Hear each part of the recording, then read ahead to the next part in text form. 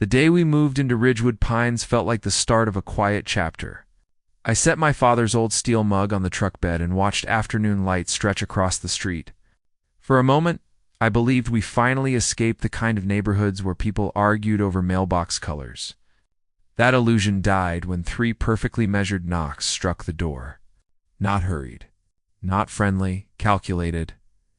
I opened it to a woman standing as if she owned the deed to the entire block.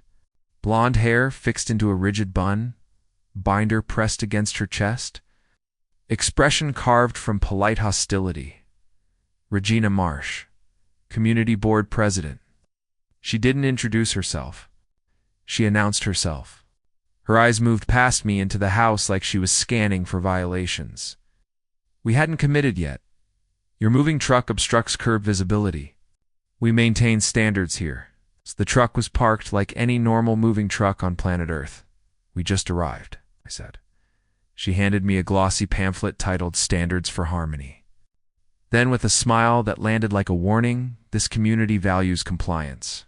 She turned and walked away, binder tucked like a weapon. By sunrise the next day, a paper was taped to our door. Mailbox paint non-compliant. The next day, trash can alignment violation. The next, porch light intensity exceeds limit. My wife Sarah treated them like comedy flyers. She's trying to run a kingdom, she said, tossing each notice into a drawer. But Regina didn't lose interest. She escalated. One Saturday, I carried a cedar bench across the yard when her voice sliced through the cul-de-sac. Stop. That bench disrupts aesthetic flow. She marched toward us, with 2 board members pacing behind her like loyal deputies. That violates Section 12, Exterior Uniformity Enforcement. It's just a bench, I said. Regina leaned toward Sarah. Eyes narrowed, voice lowered. You think rules don't apply to you? I know who you used to be. Sarah froze. So did the wind. Tension spread through the neighborhood like smoke. People watched us differently. Conversations hushed when we walked by.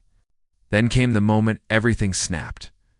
Regina shoved into our driveway one evening and grabbed Sarah by the arm. Fingers locked tight. People like you don't last in neighborhoods like this. What happened next was not a strike. It was a correction. One shift of weight and Regina hit the pavement, gasping, clutching her wrist. She attacked me. Regina screamed. Sarah stood calm.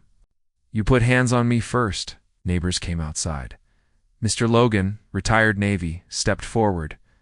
We saw it. You touched her first. Regina shook with rage. You think anyone will believe her? Do you know her past? Logan's expression turned cold. Do you want to talk about yours? He held up a USB drive. These files show forged fines, fabricated violations, and unauthorized charges. You abused your authority. Whispers rippled through the street. Regina backed away, face pale. I am the president. You can't remove me. Sarah stepped closer. This neighborhood doesn't belong to you. Police arrived.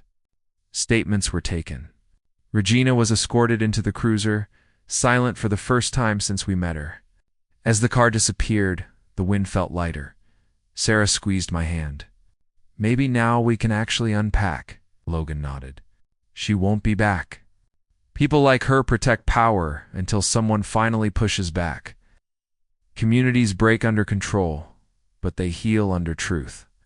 A neighborhood isn't defined by fences, bylaws, or laminated rulebooks. It's defined by the people who refuse to let authority become intimidation. If you've ever dealt with an HOA tyrant, hit like. Subscribe for more real homeowner stories. Comment what you'd do in my place. 3 weeks passed without Regina Marsh. The board held emergency elections. Neighbors talked freely again, and the stack of violation notices in our junk drawer finally stopped growing. But peace is fragile when someone once held power. One night while taking out recycling, I noticed a black SUV idling across the street. No headlights. No plates visible from my angle. The next morning, a letter showed up in our mailbox. No stamp. No return address. You don't understand what she was covering up. Sarah held the note between two fingers like it was toxic. "She's not done," she said. A week later, the county clerk's office called us. "Someone requested official records under our names, including military history and medical information. Without authorization, it wasn't the board," Logan said when I told him. "She's working from outside now. We formed a small community group to audit all HOA files Regina handled. What we uncovered wasn't just harassment, it was a network of kickbacks from vendors who billed the community for jobs never completed. The woman wasn't just power hungry, she was profiting. The final blow landed when we found contracts signed digitally under forged board signatures." Sarah stared at the documents, jaw tightened. She wanted control because it hid the theft, as the community took everything to county investigators. Regina was arrested again, this time for financial fraud, identity misuse, and falsifying municipal documents. When the verdict was announced, she didn't look angry. She looked defeated. Sarah stood beside me outside the courthouse, arms folded against the wind.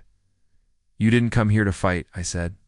"No," she answered, "but some battles come to you anyway." The HOA was restructured under new leadership. Rules simplified. Transparency published monthly. The neighborhood finally became what we thought it was the day we arrived. Quiet, simple, ours.